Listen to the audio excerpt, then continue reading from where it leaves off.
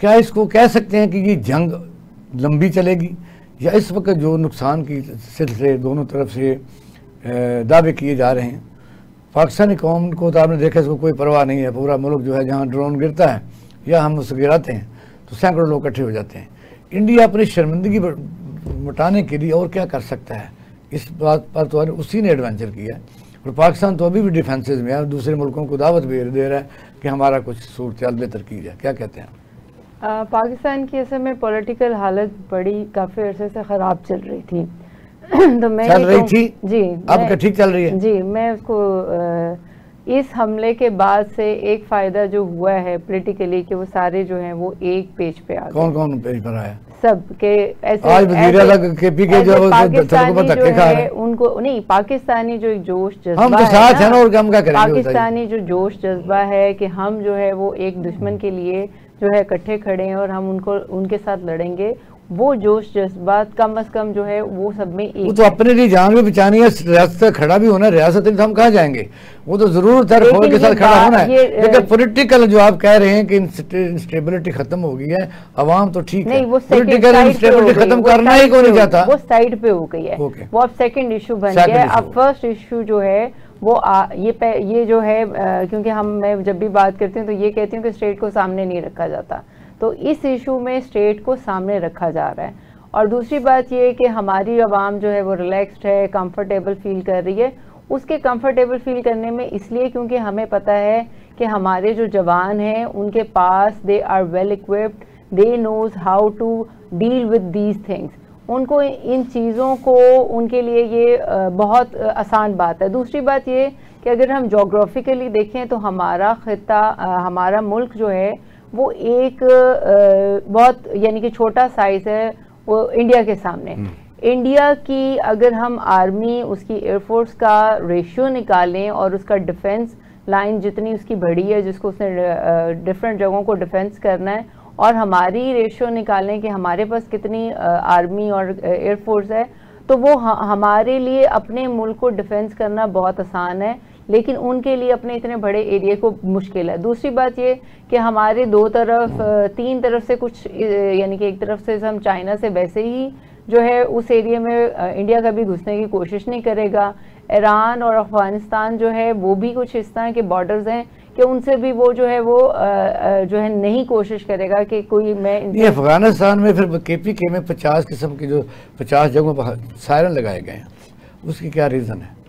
मैं आपको आपका ये खतरा नहीं है तो फिर पहला आपका क्वेश्चन ये था कि ये कितनी देर तक चलेगी। अब जब जंग जो है ऑब्वियसली ये जंग तो खैर बहुत अरसे से चली हुई है, पाकिस्तान में उसके असरात अब हमें नज़र आ रहे हैं, पहले भी नज़र आ रहे थे बलूचिस्तान और बाकी चीज़ों की शक्ल में, लेकिन ये वाले जो रिसेंट है, ये जब भी अगर इंडिया इस चीज़ को बढ़ाएगा तो पाकिस्तान से ज़्यादा इंडिया को ही क्या ये समझते हैं कि इंडिया बगैर प्लानिंग की सारा मुसीबत कर रहा है? पहलगाम जो फाल्स फ्लैग है, ये तैयारी थी, उसके बाद बाकायदा उसने जो नए जहाज खरीदे हैं वो आप लेके आ गया, वो उस वक्त जैम हो गया, आपने देखा राफेल, फिर उसने फिर हमारे ऊपर जारहियत की है, फिर उसने हमारे नीलम झीलम पर अटैक किया, फिर ड्रोन पर अटैक कर रहा है, वो तो अटैक पर अटैक कर रहा है। ये तो उसकी हमेशा से ख्वाहिश है कि वो पाकिस्तान को जो है वो वापस से रिट्रीव तो पाकिस्तान के मतलब आप कह रही हैं कि पाकिस्तान कौम कंफर्टेबल है कि उसका ज़्यादा नुकसान होगा, तो मतलब क्या आप पाकिस्तान को ये अवाम को कह दें कि आप तैयारी ना करें, सत्तू पी के सोते रहें? नहीं, पाकिस्तान अवाम जो है अपनी आर्मी, अपनी एयरफोर्स के ऊपर जो है वो एतमाद रखती है, इसलिए दे आर कंफर्टेबल।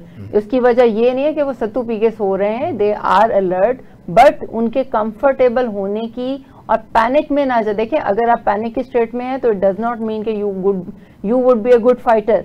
आपको अच्छा फाइटर होने के लिए आपको स्ट्रैटेजी इसका थोड़ा सा आगे चलते हैं। राहुल साहब, आपने देखा, मैं उस तरफ ही आता हूँ कि हम आवाम को कहते हैं कि हम बिल्कुल कंफर्टेबल हैं। मैंने बाजारों में देखा, मैं लोगों को जगाने के लिए बात कर रहा हूँ, खुदा न खास्ता ये नहीं कह रहा कि हम कमज़ोर हैं।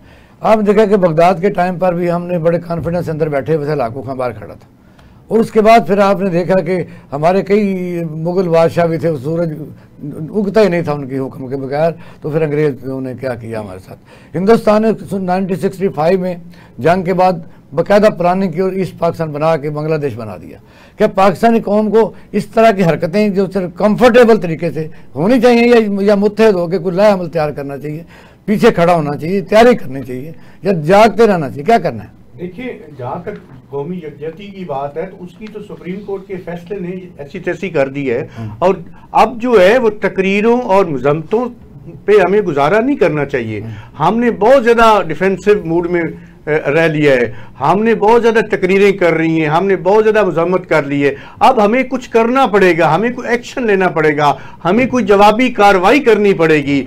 ऐसे नहीं काम चलेगा। और इसलिए ज़रूरी है कि सिविलियन क़यादत जो है वो आगे बढ़े और जो अपनी उनकी कौमी जिम्मेदारी है उसको पूरा करे इस मुल्क के दिफा के लिए।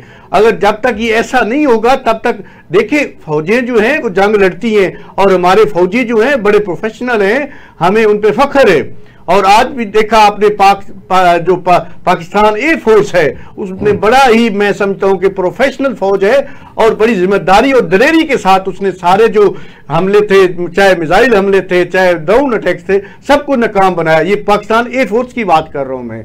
और अब देखें, कौम जो है वो सबके सारी फौज के पीछे खड़ी है।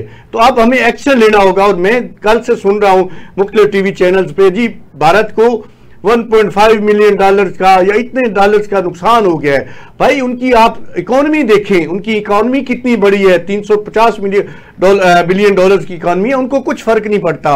और जो वो इंटेलिजेंस बात कर रहे हैं गालिब साहब, आप ये कह रहे हैं कि इस वक्त पॉलिटिकल जो है सब लोगों को मिलाना चाहिए, यानी तमाम अदारे जो है वो बाकायदा इंसाफ करें, पुलिस भी है वो किसी की दुमछल्ला ना बन जाए, अदालतें भी जो हैं वो चलती रहें, तभी यकजहती पैदा होगी ना। बिल्कुल। देखिए, आपको याद होगा कि वर्ल्ड वार 2 जो थी उस वक्त जो है चर्चिल जो है उसने कहा था कि जब उसके ऊपर वो हमला हुआ था तो उसने पूछा कि हमारी अदालतें जो हैं वो इंसाफ कर रही हैं। तो किसी ने बताया जी हमारी अदालतें जो हैं वो बिल्कुल इंसाफ कर रही हैं। तो उसने कहा फिर हम जंग नहीं हार सकते।